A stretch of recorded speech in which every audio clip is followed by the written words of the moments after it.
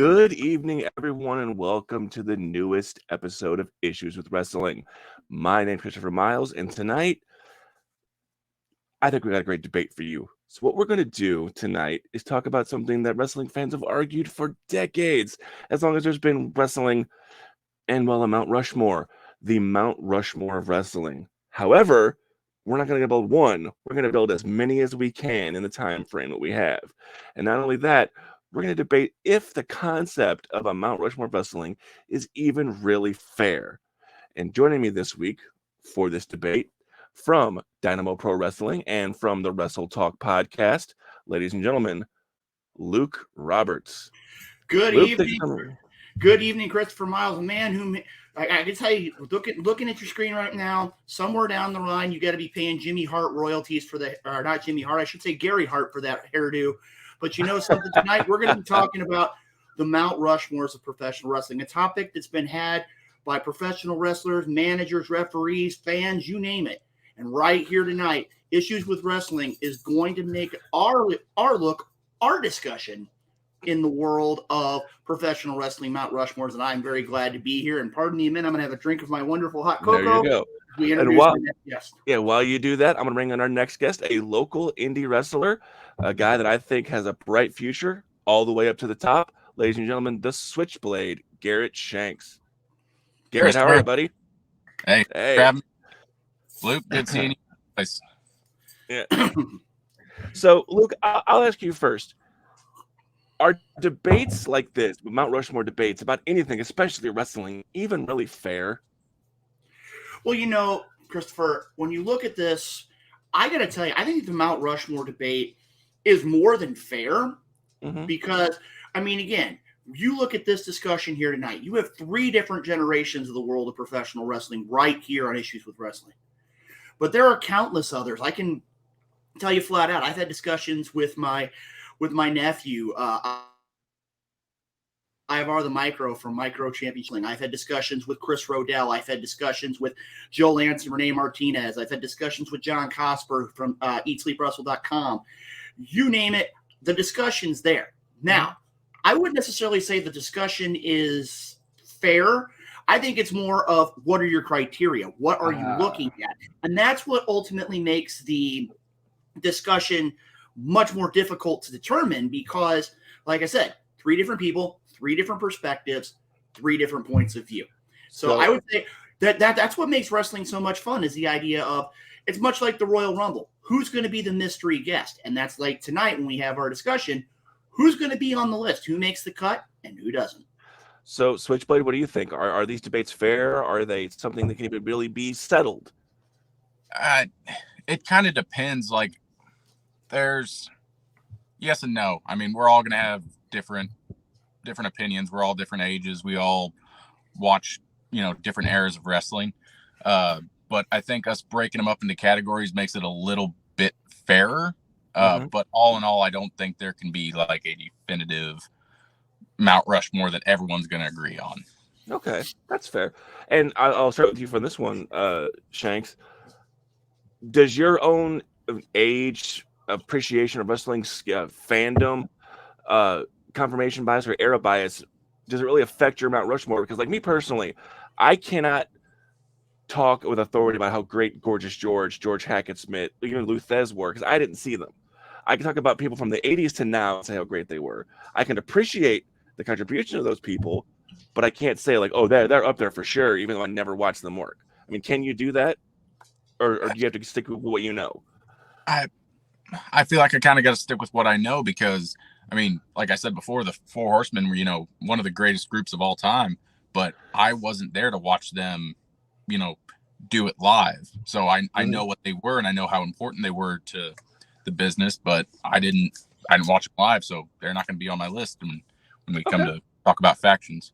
Okay. So, I mean, Luke, same question. Well, one thing I do have to say in the course of the past few years, and I have to credit both of you gentlemen, having been a key part of both of your careers, you guys are students of the game. You have the opportunity to learn from a variety of different resources, whether it's IWTV or WWE Network or New Japan World or any of those things. We're thankful that we have those resources available. But I agree with Garrett completely. In the idea of where when you sit down and you look at professional wrestling, there are going to be people who don't have that wide spectrum of knowledge in the world of professional wrestling. They're going to have their particular niche. And I'm going to tell you tonight, right here on the program, you're going to see 3 completely different avenues of professional wrestling, and none of them are truly wrong because we all have our own personal history. We have our own personal likes. So like I said, tonight's episode is definitely going to be one for the highlight reel. Absolutely. So I guess we'll go ahead and jump right into it. And Luke, I'll let you do the first head of the men. So the male side of the mountain professional wrestling. Well, if you're only going to give me one to start off with, I'm going to throw one, and this is going to be strange, but look behind me. What do you notice? Lucha mask. You talk about professional wrestling. One of the first ones that pops into my head is a legendary luchador, that being the legendary El Santo. A man who lived his persona literally to the grave. Yes. He competed against some of the greatest wrestlers in the history of Lucha Libre. And I'm going to tell you right now, when it comes down to, if you want to look at the history of professional wrestling across the globe, to me, the first one on the list has got to be El Santo. Okay. And I can't argue with that, because especially considering the cultural impact he had, man, with him made how many movies down in Mexico. And, you know, you talk about how he wore the mask to the grave. He took it off once for a news broadcast a week before he died, right? Mm-hmm.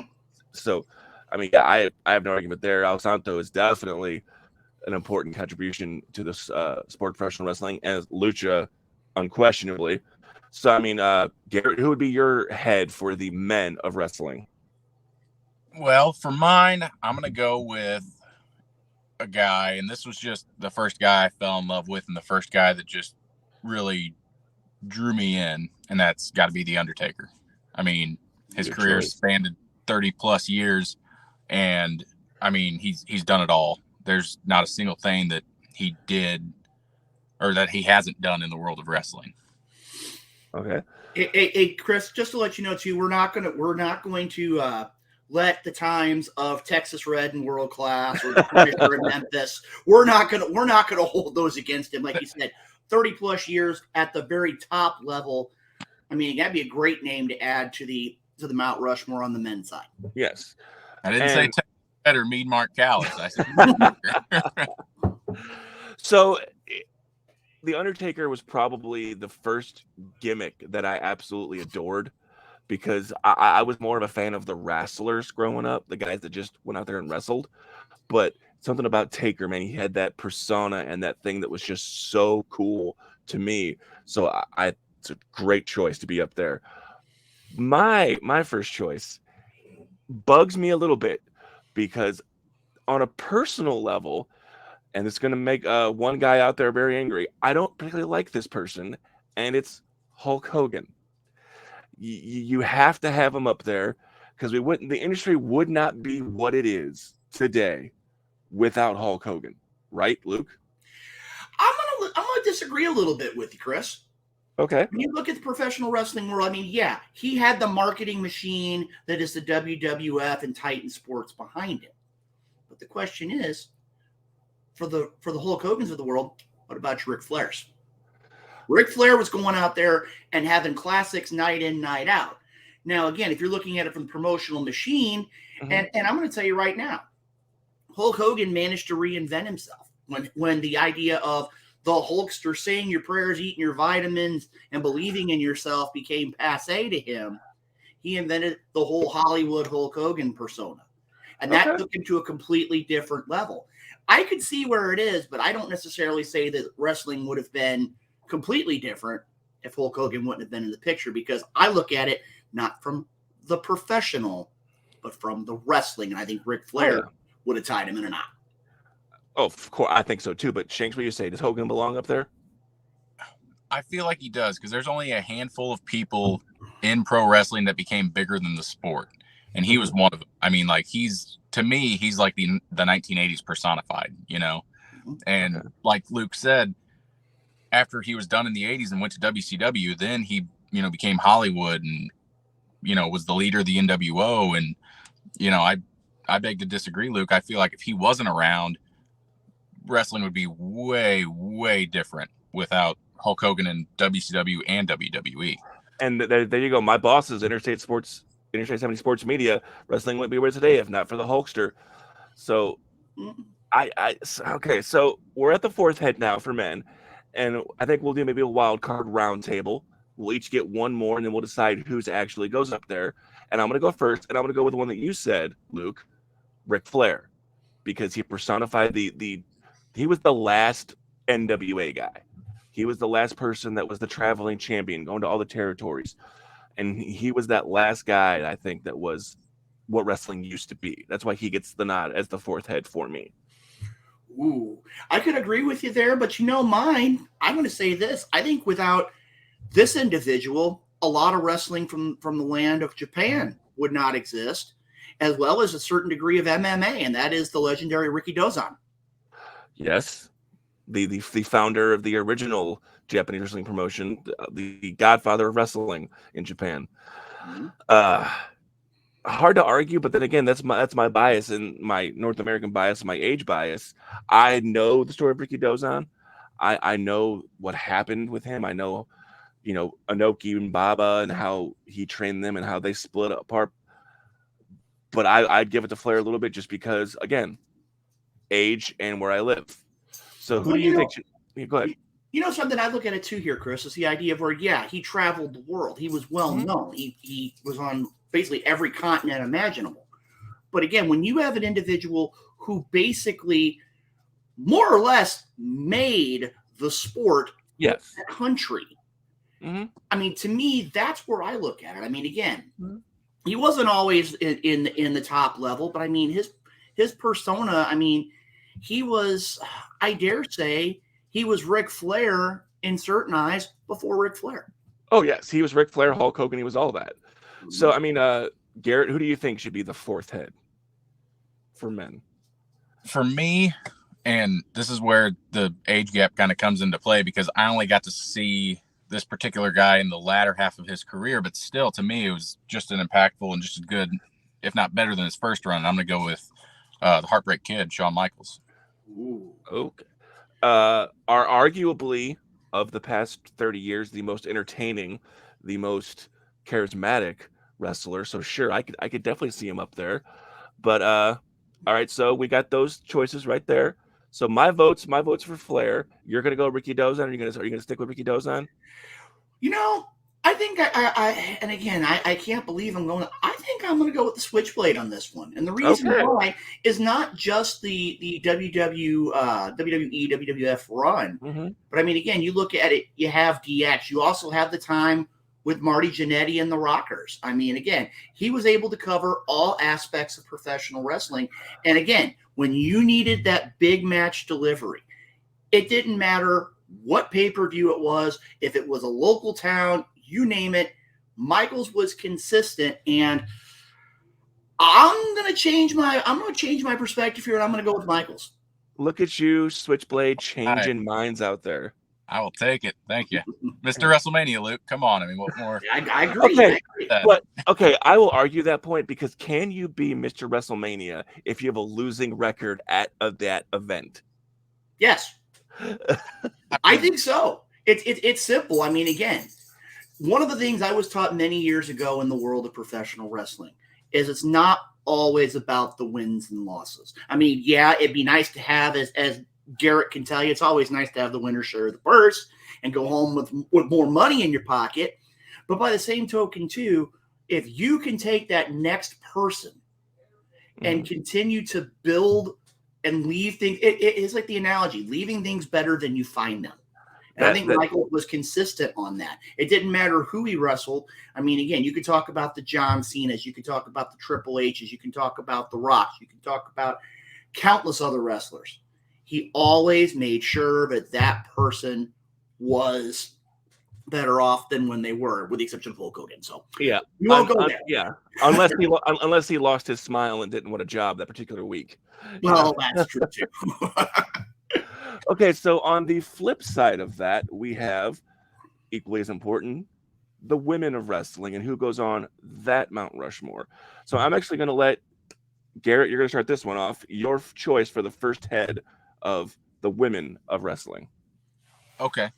Let me preface this with the majority of the time I've been watching wrestling, they were divas. You know, it wasn't much women wrestling, but throughout the whole diva thing, there was two women who stood out, head and shoulders above the rest, and one of them for me was definitely Trish Stratus.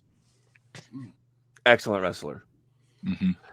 From that era where it was, I hate this term, but it was all TNA, where it was how good do you look at it in your swimsuit calendar. She was a step above. She was a wrestler, so she definitely belongs up there.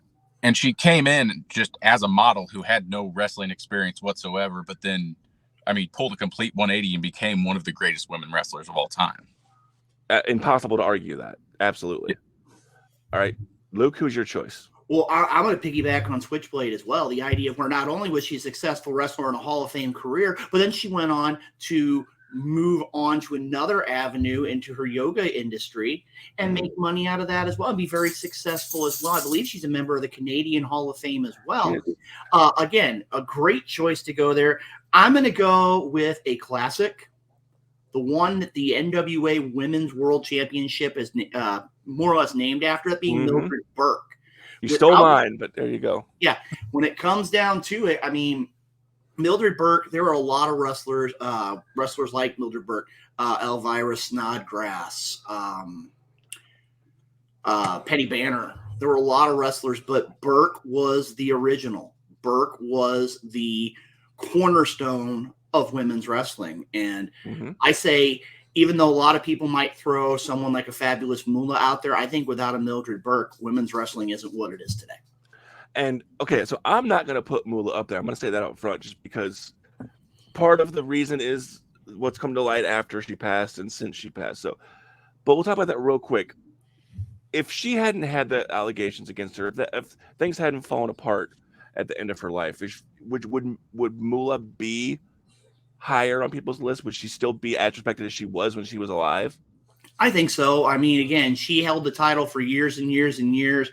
She was the one that, simply put, she was the measuring stick of the beginning of the rock and wrestling connection. Again, who could ever forget her losing the championship at the War to Settle the Score against Wendy Richter and the infamous Spider Lady, among other things. Again, Moolah was one of those wrestlers that could go out there, and I don't dare use this term, but I liken the book of Luthez. Was a shooter. She knew exactly what she was doing inside the ring. And if you wanted to cross Moolah, she was one of those that would have no problem tying you up in the ring. And I liken a lot of the Fabulous Moolah, and I know I'm going to get some flack from somebody that all three of us know. I liken the Fabulous Moolah to Billy Robinson, a wrestler that could go out there, tie you into a knot, and go wrestle again in a matter of minutes. Because that was, when it came to in-ring ability, she knew what she was doing at all times. Oh, that's a very good point.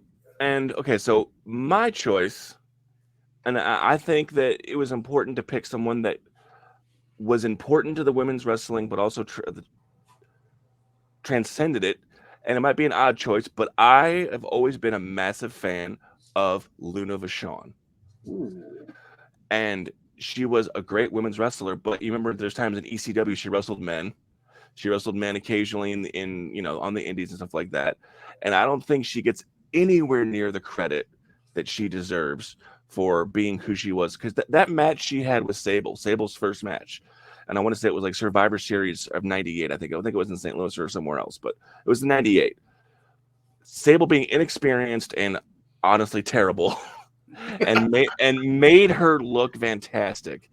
And I think Luna brought everyone up in an era where there was less than desirable women's wrestling. So Switchblade, do you remember Luna Vachon at all growing up, or? Oh, absolutely. I remember seeing her back in the day, and then I believe they also did a Dark Side of the Ring episode. They did. Not too long ago. So that was, that really was like, it just opened up like a different part of my mind, because I remember seeing her back in the day, and she was so different from what WWE had going on at the time. Like you said, her first match was against Sable. That's a lot of what they had.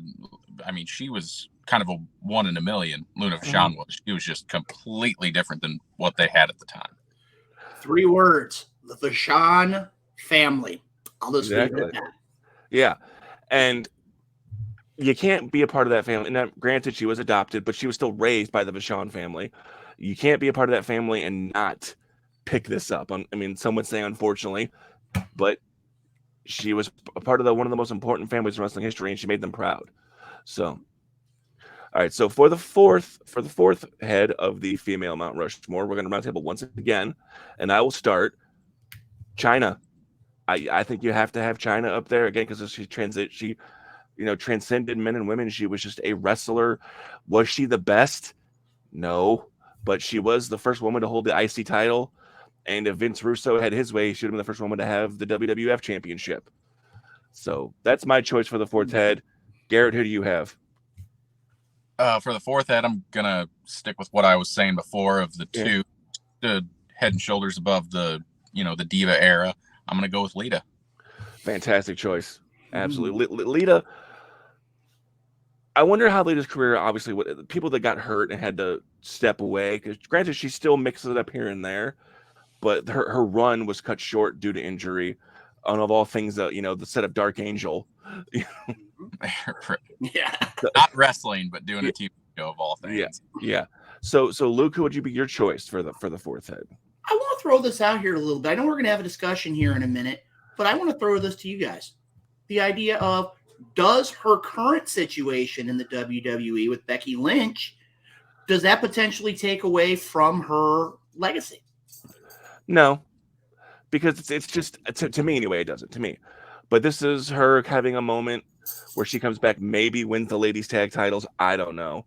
But I think it's just a payday. And there's nothing wrong with a payday, in my opinion. True. I could see that. Garrett, what do you think? No, because I don't see her as just, she can still go in the ring. She's not just coming back and half-assing it. She's still doing the best she can, which from the past handful of times I've seen her wrestle, she's still pretty good.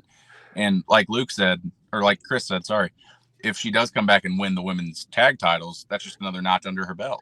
And not only that, this isn't like Ric Flair's last match. She's still in shape. True. We won't visit that one too much either. Okay. I'm gonna throw mine out here, and it's a name that a lot of people may not necessarily remember, but the track record both inside and outside of the ring definitely merits it with me, and that's Sherry Martel. I love Sherry as a worker. She was a fantastic wrestler. People my age, she was a manager, and she was a great one, but Macho Man and Shawn and Teddy DiBiase, that's what I remember her for. And we're not going to go, I mean, again, you're not going to visit the idea of her guiding one of the greatest tag teams in the history of the sport of professional wrestling, Harlem Heat? That's true. Sister Sherry, forgot that one. My bad. But yes. But that's what I look at it this way. Yeah. I look at it this way. You and I are two different generations of pro wrestling. And we know her in different facets. But she was successful in both of them.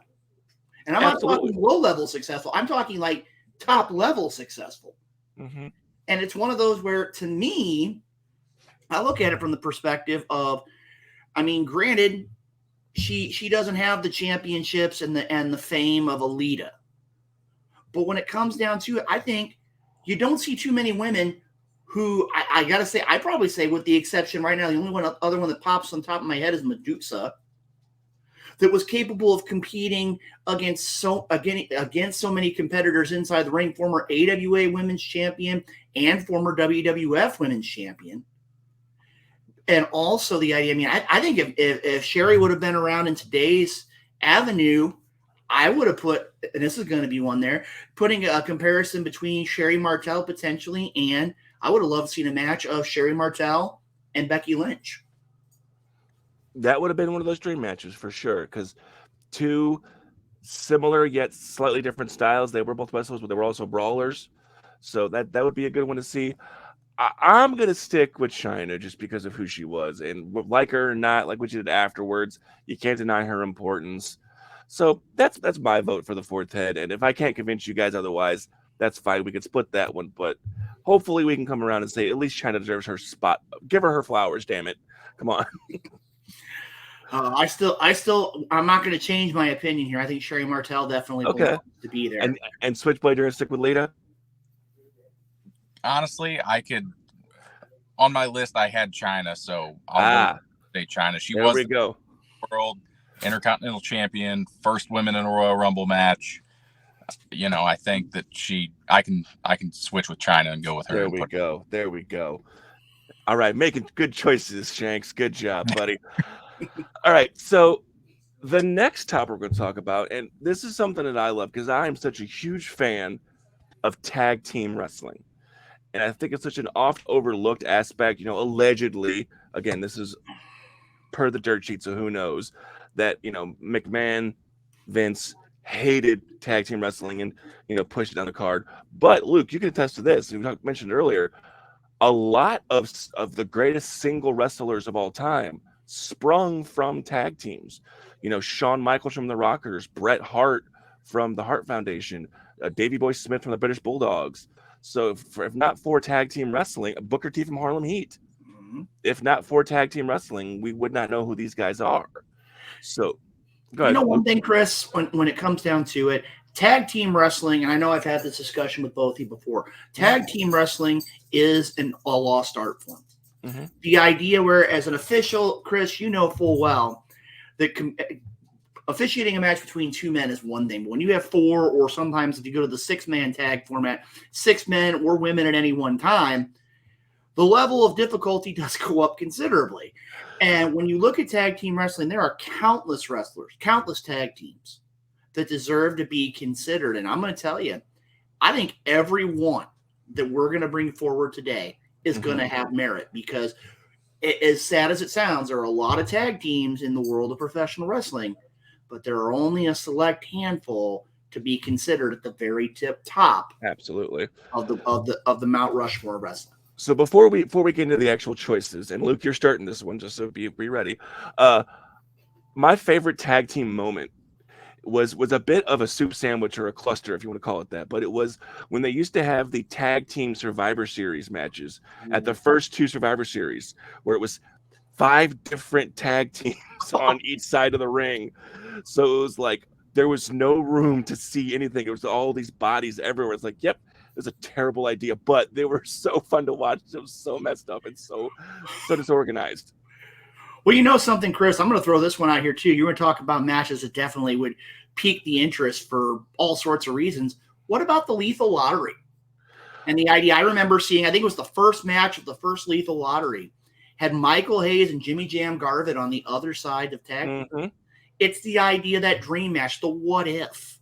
Yes. And I will tell you, I personally was a fan of the 10-man tag. I will say one thing, though. I always wondered this, and again, this may be showing my age, but how did Jimmy Hart manage to only choose one jacket for that entire match? Whoever's making the most money, baby.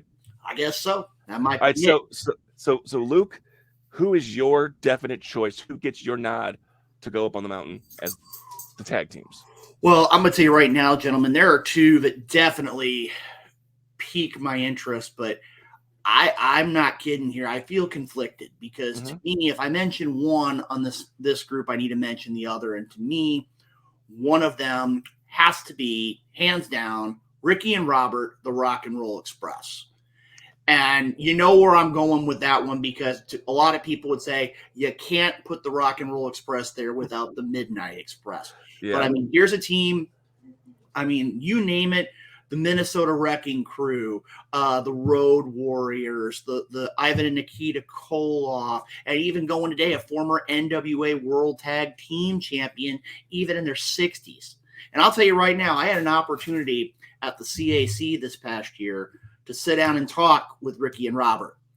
And they are just as knowledgeable, just as with it, as you will, today as they were all those years ago. They could tell you everything that you ever want to know, class acts in every shape of the word. And a lot of people said that nobody could get a reaction like Ricky Morton.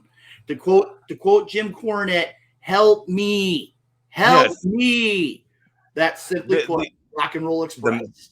Ricky Morton was so fun to watch get beat up because he was just a masterful seller. Like, you felt so bad for him. You like, help me. You wanted to will him to win.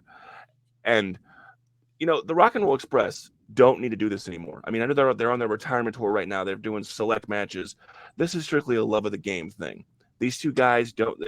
I know that Ricky wants to work with Kerry a lot, which is amazing, but they don't need to do this anymore. Yet they're still out there doing what they love, and they're not embarrassing themselves. They look good at their age at what they're doing. So Rock and Roll Express absolutely belong up there. So Switchblade, who's your choice? My choice is going to be actually one that Luke already said. I'm going to go with the Legion of Doom or the Road Warriors. I mean, they were just two giant guys who would just beat the hell out of whoever was put in front of them. I mean, the Doomsday Device is just still one of those moves that I look at and I'm like, how did more people not get messed up by that move? I mean, it's just, yeah, I mean, to me, just they were two big bouncers that somebody just found and threw together as a tag team and said, go. And they did. And they kicked ass every single time. And what a rare thing for a tag team to stay together. I mean, I know they had their breakups a couple times when either one was hurt or they were not getting along for a little bit there, but to have that long of a run together and to be that dominant together is so rare in wrestling for a tag team. So, Luke, the impact of the Road Warriors, what do you say? Yes. That's about all we go with. I mean, again, the first team to hold the NWA, AWA, WWF championships, Hell championships in Japan, pretty much everywhere they go.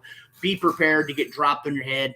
There were people much like the Steiner brothers. They'd see their name across the lineup for the night, and wrestlers would mysteriously vanish, or they just take their gear and go. Again, though, two great wrestlers had an opportunity just a couple years before he passed away to be in an event with Road Warrior Animal.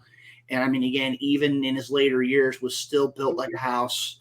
And I'll tell you right now, when it comes down to it, if you're talking tag team wrestling, the Road Warriors have got to be there. The presentation, everything was great. They're up there for sure. The face paint, the hockey pads. I mean, just the spikes on the shoulder pads, the Iron Man. I mean, you name it. They were and you would be remiss if you didn't leave out the only precious Paul Ellering. We will forget Rocco though for the time. Yes, leave Rocco out of leave Draws and Heidenreich out of it. Animal, Hawk, Paul Ellering. We can go with that. Yes. So my choice.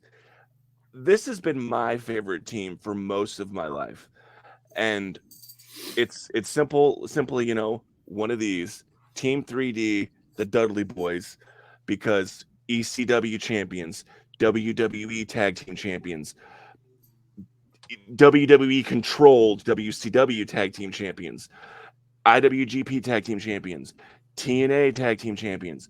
They literally did everything that a tag team in this era could do, and still had amazing pops today. They can come out today and still do it.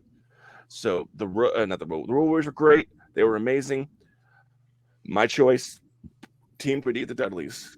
Shanks, what do you think? The Dudleys.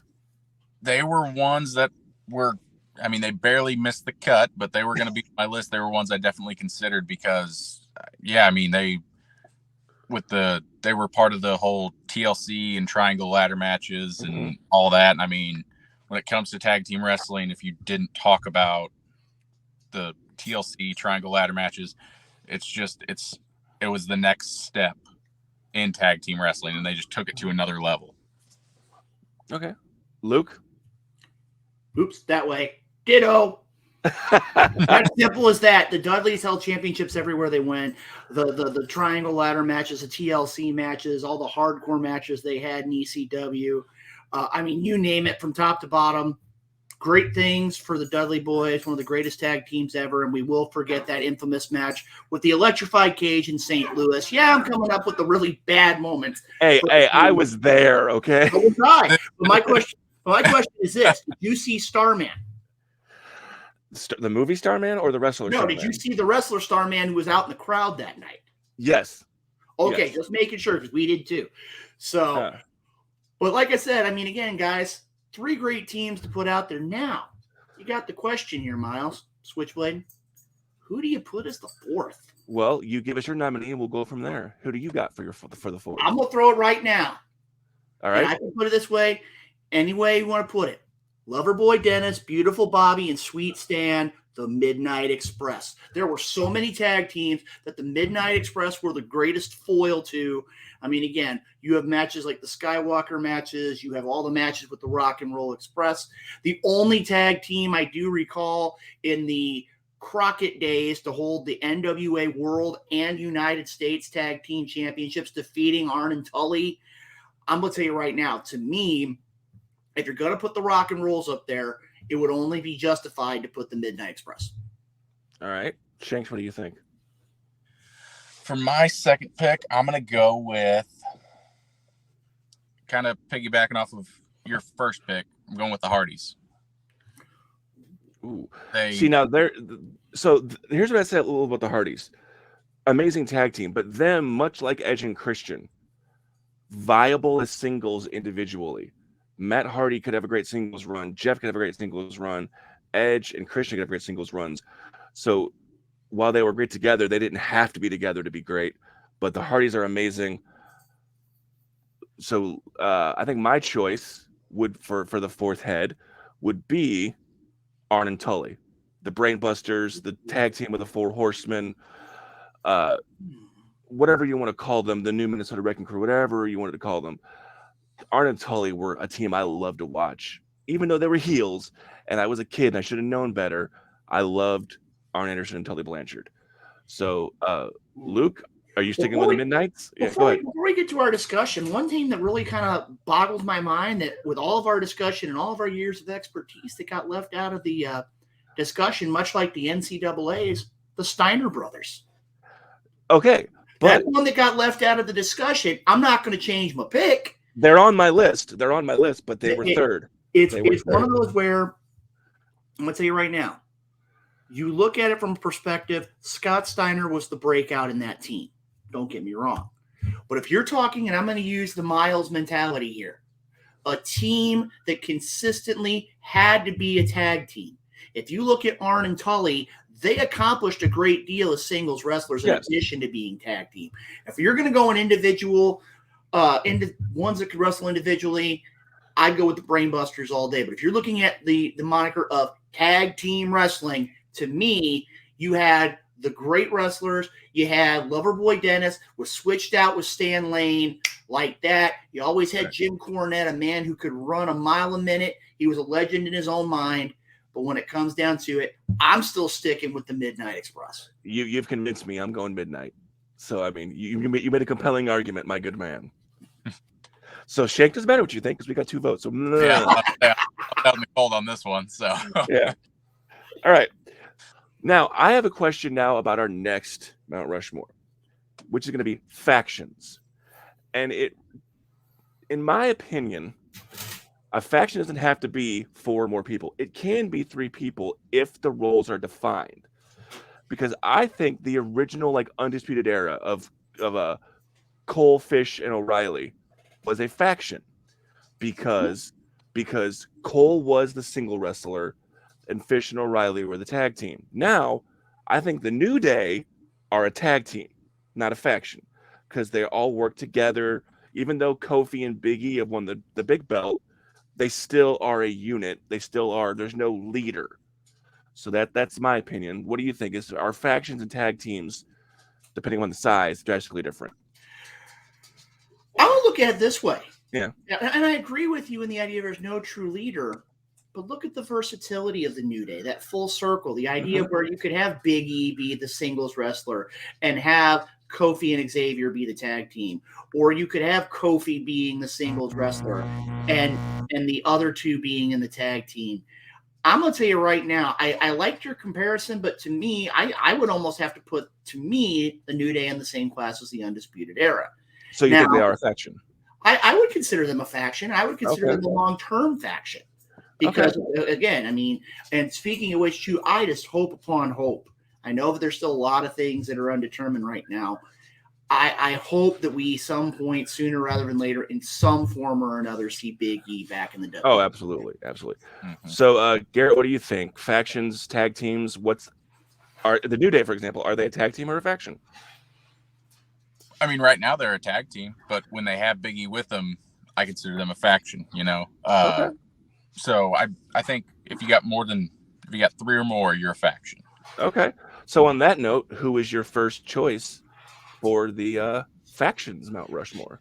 This faction, and I'm just going to preface this by I'm going with the original incarnation of the 3. I'm going with the New World Order. I'm going with Hollywood, Scott Hall, and Kevin Nash. Okay. Change the industry, hard to argue.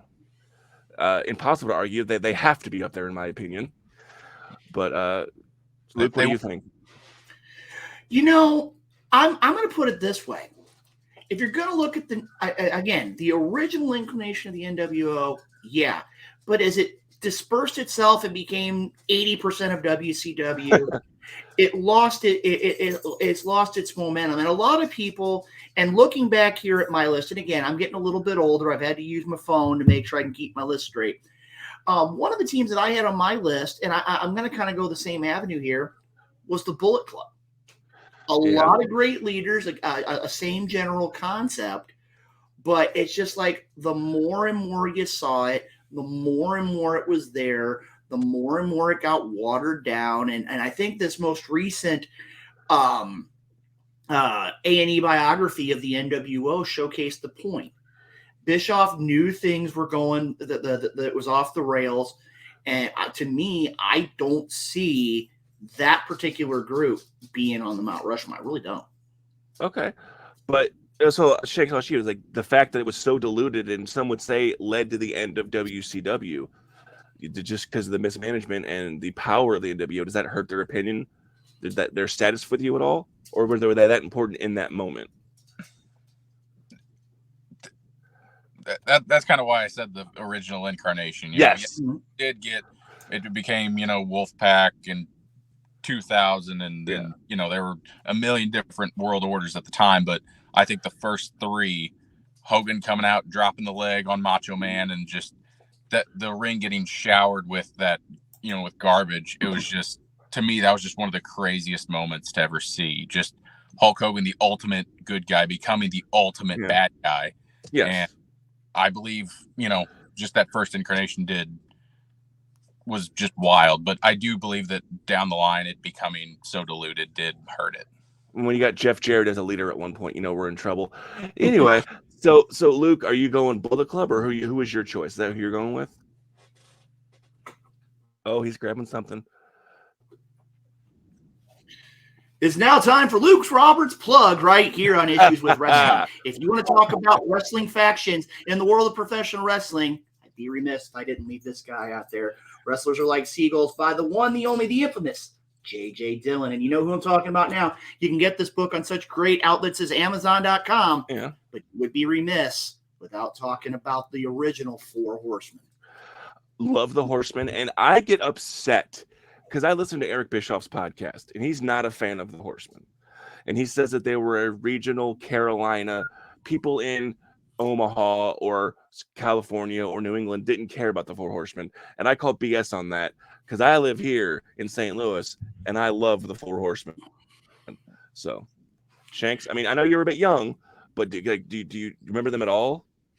Oh, absolutely. I mean, I've seen their work, seen their promos, but like I said, I didn't get to live it. So to me, it's not as impactful, but I mean, they are legendary, as me being 28 years old. I've heard of them. I know what they've done. So yes. Okay. So my choice, and I'm going to go to about the same era that Luke went, and I'm going to go the Heenan family, because Bobby Heenan and the Heenan family were the constant foil for Hulk Hogan in the 80s. It was who was the bad guy of the week that Bobby Heenan was feeding to Hulk Hogan, be it Haku or Earthquake or Andre the Giant or just anyone that he had this amazingly huge stable of wrestlers to feed. But they were on top. They were the tippy top of the food chain as far as bad guys went for the majority of the 80s. So the Heenan family was amazing to me. And Luke, what do you think of the Heenan family? I can say right now, anybody who lived under a rock wouldn't know anything about the Heenan family. The Heenan family, you talk about it, you can go back to the AWA. When you talk about Stevens and Bockwinkel, when you talk about the WWF, you talk about wrestlers like Big John Studd, Haku, Andre the Giant, King Kong Bundy, Ravishing Rick Rude, the Barbarian. And we'd be remiss without people like the Brooklyn Brawler and the Red Rooster. But we're not going to go there. Yeah. But the point is, Bobby Heenan not only was a great manager, he was a great talker. And a lot of people have said he was a great in-ring competitor. Any man who could go out there, put himself on the line, wrestling the Ultimate Warrior in a weasel suit match. And again, he was one that had no problem making fun of himself, but he had no problem making the jokes at anybody that came within earshot of him. And again, how many people can say that they were a manager of the Nature Boy Ric Flair? And how many people can say they were a manager, a wrestler, a commentator, all of those things, and did them all quite well. That's true. So, I mean, Garrett, I'll ask you, did you ever get a chance to go back and watch on YouTube or the network any of the classic Bobby Heenan promos? No, I haven't had the opportunity. I've heard his commentary work in WWE and WCW, you know, like the infamous barbershop window when Sean throws Marty through and he's like, oh, Marty was trying to jump through the window to get out of here. You know, stuff like that still cracks me up to this day. But I haven't gotten to go back and see any of his promos in their entirety. Do it a favor, just do it. Just watch some of the stuff you should say about those poor people in those poor Midwestern towns. Okay. So Shanks, who would be your wild card choice? Who gets your nod for the fourth head of factions? Okay, I'm going new school here. But I think you guys would probably be able to agree with me on this one. I'm going with the Shield. All three of them broke out and become megastars. You know, I mean, with Mox now being in AEW, he's on top over there. Roman being just whatever. The guy. The guy. And I mean, Seth is in his own right has had, you know, a stellar career already. And contrary to what Luke said, I don't think anybody really was the leader of that. I mean, they all kind of had their moments where it seemed like they were, but all in all, they were equals, I feel. When you have a faction where all three of them are not only world champions, but Grand Slam champions, you did something right. So, Luke, what do you think? The Shield, where do they lie on the history of factions? I got to say I agree with it, but it kind of falls back into the New Day perspective. I mean, again, I think theirs is longevity. Okay. I mean, again, I can agree with Garrett in the idea that they had, I mean, again, you've got Moxley, who basically had to carry AEW after the whole CM Punk debacle. You got Roman Reigns, who's been the cornerstone of the WWE for 900 days now. And you got Seth Rollins, who's consistently in the upper levels each and every week. To me, I'm going to throw another one out there that a lot of people may not agree with. And I mentioned him earlier. The First Family with Jimmy Hart. I mean, when you look at that, all the great tag teams, all the great individuals. And here's one that, again, and I'm sorry, Shanks, this is going to be a little before your time. How many people can say on their list of professional wrestlers they could have Hulk Hogan and Andy Kaufman? You know what was funny to me about the First Family was that when the WCW brought it back right before they went out of business in like 2000, 2001, and the people was like, who's gonna know about this? Who's gonna remember the First Family? And it was like the Faces of Fear, Ming the Barbarian, a couple other people, like basically the Dungeon of Doom, but without Kevin Sullivan. So it was like, the First Family, for their contribution with Andy Kaufman, I think should be considered, but my choice would be from WCW as well, the Dangerous Alliance. I was a big fan of that because you had some of my favorite wrestlers. You had Bobby Eaton, you had Steve Austin, you had Arn Anderson, Larry Zbyszko, and you had a virtual army of wrestlers all under the direction of not quite yet Paul Heyman. So you had the great mouthpieces like you had the Heenan family. You had great wrestlers on an unfortunate down point in WCW, unfortunately at that time. But Dangerous Alliance was cool to me. So Luke, are you sticking with yours? You can come with me. You're gonna go with Shanks. What's the word? Let's see here. I'm gonna look at it right now. This is a hard one. Yeah. I think right now I'm gonna have to go with. I think I'm gonna stay with the First Family, and my reason why is just because I think, granted, Paul Heyman had a lot of things he did. I mean, he had a countless run in WCW. He had a pretty good time in the AWA as well. ECW founder, but I think when it comes down to it, and you look at it, I think it's the longevity of the group. And I got to say, because of that, I think Jimmy Hart and the First Family's got to get that final nod. Okay. So you're sticking with the Shield, Shanks? Yep. Well, I don't know, because I hate to. I just remember there's one faction that I left out that I think we can kind of all agree was the greatest faction of all time. That's Right to Censor. You know what? You know what? I'm not gonna lie. I loved that just for what they represented. Right. So we're splitting that head. That's going to be a 3-faced monster, that fourth head. But Right to Censor was perfect satire. It was really good. Mm-hmm. All right, so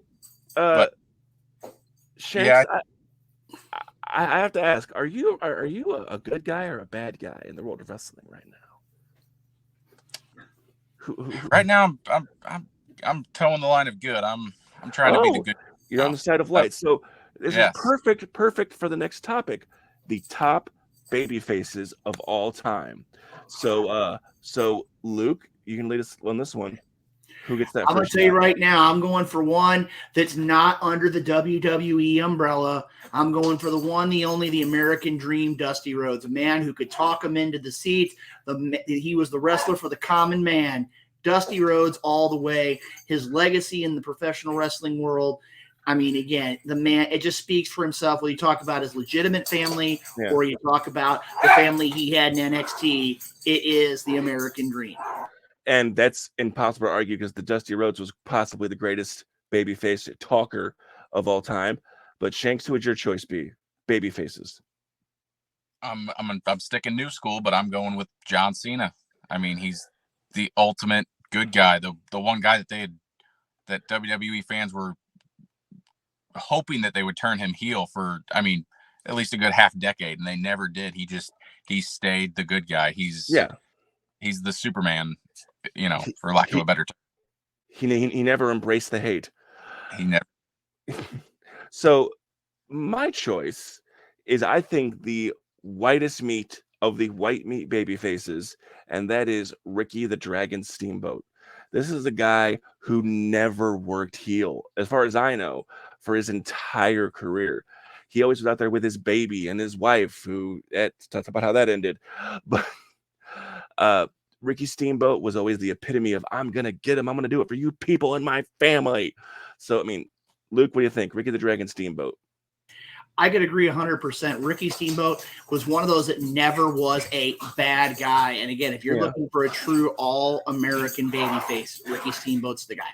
Okay. Shanks, what do you think? Ricky the Dragon Steamboat. Absolutely. Yeah. I mean, he was the white meat babyface, but I mean, man, he could go. Like, him and Ric Flair had so many just legendary, iconic matches, and to be the good guy and to be able to go up against, one of the top heels, Ric Flair. Yeah. That kind of solidifies yourself right there. And to go up there against Savage, who was the number 2 bad guy in WWE at the time. So it's hard to argue that. Now, who did you say for your choice, Shanks? I already forgotten. I'm sorry. John Cena. Yes. So for the wild card, and we mentioned it once before, but another guy who's played both sides of the coin, but when he was a good guy, was the goodest of guys, Hulk Hogan. Say your prayers, eat your vitamins, believe in yourself, red, white, and blue, wave the flag. Hulk Hogan for me, for sure. Shanks, who do you got for your wild card choice? My wild card pick, I'm going to go a guy who I don't think he ever was the bad guy, Rey Mysterio. I mean, he might have been briefly in WCW towards the end of his run, but throughout his entirety in WWE, he has always been the good guy. He's never the family man who won't strike his own son because it's not right. Even what he's doing right now, he's still being a good guy. So okay, I could see that. So Luke, who's your choice for the wild card for baby faces? I was going to think about Hulk Hogan, but again, that whole NWO thing kind of threw me for a loop. One to me that we want to put out there is the All-American Bob Backlund. Ooh. The idea, granted, he did win the WWF championship a second time, and he only defended it for 8 seconds. But when it comes down to it, Backlund, as they said, he was with the golden boy, Arnie Skoland. Yeah. And he was a champion for, I think with the exception of maybe Bruno, the longest reigning champion, or one of the longest reigning champions in the history of the WWF. And to me, personally, I think I would have to go with Backlund over a Hulk Hogan any day. Yeah. I actually met Bob Backlund once, and that man is real life crazy. And that's the thing. He's been unhinged for so long and played that character that I can't place the All-American boy, the all that is good anymore. He's crazy Mr. Backlund. So I was in a locker room, and like right as he went to leave the locker room, he grabbed the top of the door frame and started doing pull-ups. Ooh. I was just at 60, 70 years old, however old he is, and I'm just like, this guy is just nuts. I got to share a Bob Backlund story too. Go ahead. She's talking about it. Had an opportunity. It was at that said lockdown pay-per-view, and one of my friends actually went as far as going about 15. He asked him to name the presidents in order. He had me do that. He had me do that. He had about 14, 15 presidents in a row and was right on point. And he stopped in the middle of the statement and said, well, you can't do the Harvard step test with me. And that man, again, for his age, he still can go. Yeah. Again, he never stops. And he's done so many things. And again, it's one of those where I wish I would have been. I had an opportunity that night. And again, I kind of kicked myself for not being there with the night that Shanks was talking about. But to me, Bob Backlund, if you take out the later years, I think Bob Backlund is one of those. Another one to consider too that was on my list, Sting. Yes, for sure. But okay, so I'm gonna Shanks, convince me. Give me one sentence why your wild card's the best, because I'm starting to lean your way. So just give me one more case as to why yours is the best. It's just like I said, throughout his entire run, he is not, at least in WWE, has not been the bad guy. Yeah. Just all those kids wearing his mask and he comes out and goes head to head with them. Every single kid he did that with, they're going to remember that for the rest of their life. So with the exception of when he was in the Filthy Animals, he's in WWE, and that wasn't even bad guys. They were just cocky assholes, So I'm actually I'm gonna go with Shanks on this. I'm gonna go with Mysterio. Hold up! I don't get 14 seconds to talk about mine. Right, go. You're gonna lose. Okay, go. Here he goes. I'm changing in midstream. There's nothing in the rules that says I don't. Sting, longer time as being the good guy. He was even in the NWO. He may have been a little bit of an attitude, but you've never seen him be a bad guy. And he's still around today. And he was around in the late 80s. Sting. Love Sting. Sting is on my all-time top 10. But as far as baby faces go and the impact they had with the crowd, I'm going Rey Mysterio. Because what he said, how many masks do you see out there? How many kids do you see him touch their head and go out there? I love Sting. He is the icon of WCW. But I'm going Rey Mysterio. I call shenanigans. Okay. But that's not my fault because I was outvoted, and being respectful of the other guests here and the host, I'll have to agree here. Okay. I'll give props thing too, because I don't know if you guys remember Surfer Shanks, but there was a lot of influence there. So gotta give props to him. Okay, so we're gonna have a couple more quick ones. So we're gonna roundtable these rather quickly. On the flip side of the baby faces is the heels, the bad guys, the evil ones. And my choice for the number one heel up on that mountain, the Hot Rod, Roddy Piper. Because the dude, he got stabbed by fans. They chased him down. Roddy Piper could talk. He played the Mexican national anthem on his bagpipes during a feud with the Guerreros, and he played La Cucaracha. So this man, he did not care about heat, didn't mind getting heat. An absolute legend of the bad guys of the business, the Hot Rod, Roddy Piper. Luke, who's your choice? I'm going to tell you a true story. And it's time for Luke's wonderful plugs here on the Issues with Wrestling program. Had an opportunity this past Tuesday to interview this man right here, the Grappler. You can purchase this book, Memoirs of a Masked Madman, also on Amazon and a variety of different retailers. Had an opportunity. This man right here, the Grappler, talked about how one of the greatest moves in the history of professional wrestling was created by this man. A man who was so, I can't even begin to explain how great his promos are and how he just composed himself in the ring. Jake the Snake Roberts. Jake is an amazing villain, and the promos that he would cut where he would talk about wallowing in the muck of your own avarice, and like wrestling fans, you know what that means. Come on. But he did not speak down to the audience. He spoke at a level that was an educated level. And I think and plus the Snake. And while he may have had an amazing run as a babyface for a lot of his WWF career, if you look back at those Georgia Mid-South days where he was in karate pants, or I remember the Legion of Doom. Mm-hmm. So yeah, Jake totally belongs up there. Shanks, who you got? Heels. I will give props to Jake the Snake. He, one of the only guys to never yell in a promo. Just like you said, he just talked. And that mind blowing to me to be able to be a bad guy and do that. For my pick, however, I'm going dirtiest player in the game, the Nature Boy, Ric Flair. What's great about Ric Flair, and I'm a big Ric Flair fan, is that he never changed what he did. Whether he was a babyface or a heel, Ric Flair was Ric Flair. And you could still meet Ric Flair at 70-something years old, and you're never going to meet Richard Fleer. You're always going to meet Ric Flair. So that he does get that nod for me. Luke? I got to agree. I mean, again, Ric Flair, 50-plus years in the industry, and he's still the same guy. I mean, here's a man who went out and he was considered a good guy for a little bit before he got hurt in the plane crash. We've all heard the story. And he comes back to be probably one of the greatest, if not the greatest wrestler in the history of the sport. Again, Ric Flair, simply put, is the man. And we can't go much farther than that. And I know that there's some people who might get some copyright things there, but when it comes down to it, he is always and forever the man. All right, so we'll do the wild card for the fourth head, and you don't get much more of a villain than the boss, Mr. McMahon. Ooh, he has to be up there in my opinion. Luke, what do you think?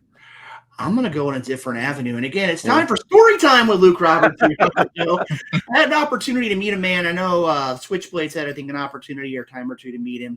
Had an opportunity when I won my award up here on my office from the CAC. Had an opportunity to talk with the one, the only, the original, the Taskmaster, Kevin Sullivan. I think Sullivan just came across consistently as like Jake Roberts. You did not want to wind up anywhere near this man because he just freaked you out. Yeah. And it's one of those, when it came out to you, I mean, again, Kevin Sullivan, if you look at his time in Florida, you look at his time in WCW, it's one of those things when it comes down to it. To me, I agree with you. I think Vince McMahon was great. But when it comes down to it, I think Kevin Sullivan's one that often gets overlooked. All right. I can agree with that. Kevin had a great mind for the business. He was a guy that was a great wrestler, but also was a great backstage promoter and questionable booker at times, sure. But Shanks, who do you got? Who's your wild card choice? I will admit Vince was on my list. However, my second choice has got to be Triple H. Because throughout into 2005, 2006, he was a bad guy. He was voted Wrestling Observer Newsletter's heel of the decade. For what that's worth. Well, I mean, he was a heel for quite a while. The Reign of Terror. I mean, come on. Absolutely. He's someone who's going to have 3 Hall of Fame rings. His singles run, Evolution, and DX. He already has the one for DX, but he's gonna be in there 3 times. But I'm sticking with Vince, and come on, Switchboy, you got to say Vince was one of the top heels of all time. Absolutely. Like I said, he was on my list. He was my number 3. So Luke, I'll go Vince on that one. Will you come with us and put Vince up there? I'm going to go with you in the WWE and say Triple H. Well, then we switched to Vince. So Vince goes up on the mountain. All right, so we have one more consensus one that we're going to do, and then we're going to have one more that's individual, our personal choices. So the last consensus one we're going to do is Luke brought it, so we should do this, and I agree. We should have put it on the list to begin with, but we're going to do it anyway. Managers. And my first choice, I think this man could be all four heads, and that's Bobby the Brain Heenan. I put the Heenan family on the Mount Rushmore factions. Heenan was, in his day, an amazing wrestler. He was a great wrestler, and he was also, arguably, in my opinion, the best manager of all time, and one of the best commentators of all time. So, managers, Bobby the Brain Heenan. Luke, thoughts and your choice. It's James J. Dillon again. But you know what? For a lot of the same reasons as Bobby Heenan, right? Great wrestler, great manager, great talker, all those things, right?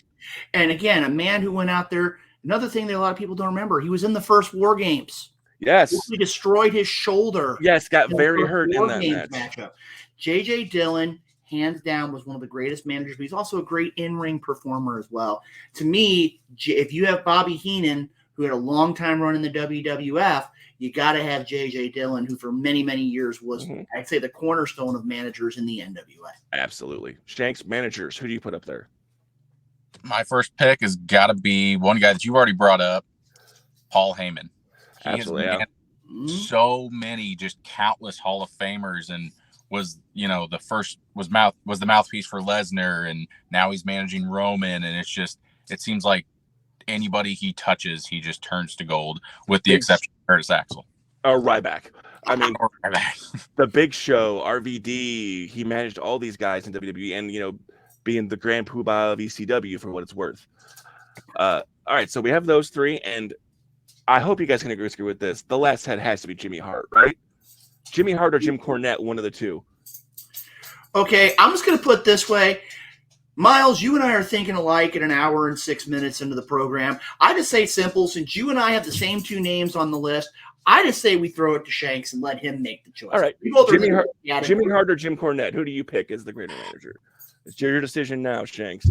If we're going managers, as much as I love Corny, I got to go Jimmy Hart. There you go. Jimmy Hart, baby, up on the mountain. So before we get out of here, this one I didn't tell you guys about because I wanted to be a bit of a surprise. Not too much thing goes into it. So we'll start with you, Shanks. Your personal Mount Rushmore, the Garrett Shanks, the Switchblade Mount Rushmore. Okay, my personal Mount Rushmore. Yeah. Undertaker, obviously.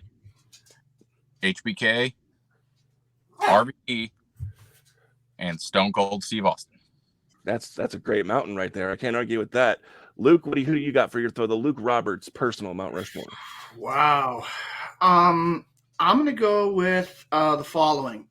I think you got to put Ric Flair on there. Okay. I think you need to put a Bobby Heenan on there. Mm-hmm. To me personally, I would probably say Lou Thez needs to be there. And the fourth one, I haven't mentioned all show. It's a man that I had an opportunity, and you can see in the background, I had an opportunity to compete with him on an event back in 1997, and that is the one, the only Handsome Harley race. It's you can't. Harley is, especially where we are. You got to show the respect to Harley race. Now, my personal, I have, some would say, strange taste in wrestling, but my first two might surprise some people. My primary head, my Washington, my number one guy, Brian Pillman. I am a huge Brian Pillman mark, always have been. The day that he passed away it felt like a member of my own family passed away because I was that much of a fan of Brian Pillman. William Regal would be another one up there for me. And then Roddy Piper, as I mentioned before, just a great villain and also an underrated babyface. Mm-hmm. And you know what? His movies were a lot better than Hogan's. and I would put up there Mick Foley, because Mick Foley had something that a lot of wrestlers don't look at anymore. And you mentioned a little bit earlier, Luke, is the ability to make their opponent look like $1 million. Whoever wrestled Mick Foley looked like they had the match of their damn lives. So, I mean, that's my personal, Pillman, Regal, Piper, Foley. That's the Christopher Miles Mount Rushmore. Again, guys, I can tell you right now, all 12 of those were great topics. I mean, and again, tonight having everything here. I mean, again, one thing that would be great too, if you enjoyed tonight's program, make it a point, put in the comment section or send it to us. There were a lot of great different choices. We'd like to know who you thought was in any of these categories. I'm going to tell you guys, it was a great discussion. And again, you always get great discussions like this right here on Issues with Wrestling. Yes. So tell us why we're wrong. Get in the comments, tell us who you thought should have been on those mountains. Before we got here, Shanks, with all your socials, tell us where you're going to be anywhere lately in the next few weeks. Dynamo Pro should be coming back here within the next month or so. I mean, just keep posted with me, keep posted with everybody involved. We'll be throwing those out there. We got the Taco Margarita Festival coming up March 25th. March 25th. Tacos, margaritas, and wrestling. What more can you ask for? Not much. My socials are Garrett_Shanks on Facebook, Instagram, Twitter. Just type it in and you'll find me and give me a follow if you don't mind. All right. So Garrett, we'll say goodnight to you, man. Thanks for coming on. You were fantastic, sir. Hey, thanks for having me. Anytime, buddy. Yep. All right, Luke, what about your socials, where you're going to be in the coming weeks? Well, most people can find me _referee _Luke_Roberts. Also, a lot of great things to keep up. And you want to keep an eye on Luke Roberts every Tuesday night, 7 to 9 p.m. Wrestle Talk podcast with Joe and Renee and a cast of several. I've been on there before. You've been a guest on the program as well every Tuesday night, 7 to 9 o'clock on all great social media outlets and WrestleTalkPodcast.com. Also, as we would be remiss if we didn't talk about the network here on the program tonight. Every Wednesday night, Roundabout Sports with the Maestro Jeremy Karp every Wednesday night. You can also check out FWWC tonight. For those of you that might enjoy the idea of fantasy wrestling, it'd be on Thursday evenings, 7:30, I believe, to 8:30 on all the great wrestling outlets. And, of course, every Sunday night right here, Issues with Wrestling. Great program. Make sure to check it out each and every week. And again, there's going to be a lot of great events coming up. Garrett talked about the Taco Margarita Festival, and also on Saturday, May 13th, the Fan Fest to be held at the Aviator Hotel in St. Louis. A lot of great people are going to be in attendance. Actually, matter of fact, I know this gentleman right here, the Grappler, is going to be one of many that's going to be there. $25 gets you a ticket to the Fan Fest. I think it's $42 to get a Fan Fest ticket and for the wrestling that night. I'm going to tell you, wrestling's happening here in St. Louis, and I'm going to say it this way, Chris. We're on the road to WrestleMania. We're on the road to another episode with Issues with Wrestling, and, of course, you're not going to be missing a great program. And, of course, you're always going to have a great time when you talk to St. Louis's favorite zebra, the one, the only Christopher Miles. And, of course, just when I thought everything was done, everything was peaceful in the world, you got to throw it up here now because I know I'm contractually obligated by this guy. Let's go ahead and throw it up here. I thought I got away from him, but I guess not. Chris Rodell talking about the snitch. That's another discussion for another day. We'll get there. We'll get there. We'll get there at some point or another. But again, make it a point. Issues with Wrestling on Twitter, on Instagram, on Facebook. Follow them. They're a great program. They're rocking and rolling each and every Sunday night. And, of course, you're going to see this great man, the man who Gary Hart modeled his haircut after, the man who Stone Cold wishes would be able to keep that kind of a look each and every week. The one, the only Christopher Miles. I mean, again, take into consideration he is rooting for the newest MLS team right there representing. And hey, again, they won. That is true. How many more wins will they get? That's true. You know what? You should make a poll on Issues with Wrestling. Who's going to win more? The MLS team or the XFL team? Let's wait that for another discussion. We'll do that. All right. So, Luke, thanks so much. We'll see you next time, buddy. Okay? Thank you very much, Christopher. And again, make sure to check out Issues with Wrestling every Sunday night.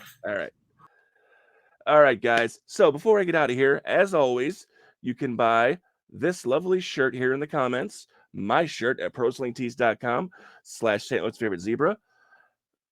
And next week, again, I'm not telling you what we're doing yet.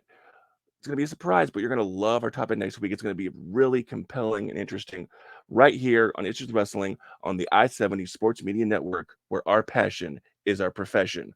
So until next time, I'm Christopher Miles, and I have Issues with Wrestling.